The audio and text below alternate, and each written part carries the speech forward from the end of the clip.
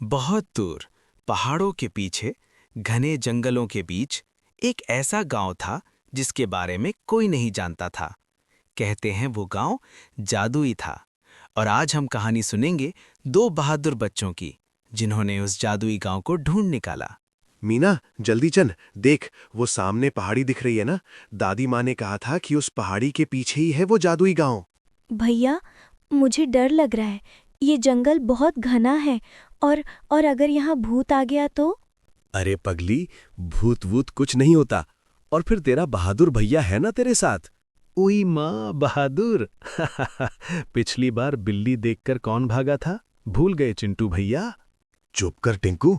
वो बिल्ली नहीं थी। वो शेर जैसी दिख रही थी। भैया, वो तो पड़ोस की म्याऊ थी। खैर छोड़ो, ये बताओ वो जादुई गांव सच में है या दादी माँ ने ऐसे ही कहानी सुनाई थी? नहीं टिंकू, दादी माँ कभी झूठ नहीं बोलती। उन्होंने कहा था कि उस गांव में ऐसा पेड़ है जो बोलता है। वहां की नदी का पानी सोने जैसा चमकता है। और और वहां के लोगों के पास जादुई ताकत है। और भैया, दादी माँ ने ये भी कहा था कि उस गांव को एक बुरी ताकत ने बंद कर दिया है, कोई अंदर नहीं जा सकता। तीनों जंगल से दादी माँ के घर चले गए। दादी माँ चारपाई पर बैठी हैं। चिंटू और मीना नीचे बैठकर कहानी सुन रहे हैं। लालटेन की रोशनी में दादी माँ का चेहरा चमक रहा है। सुनो बच्चों, बहुत पुरानी बात है।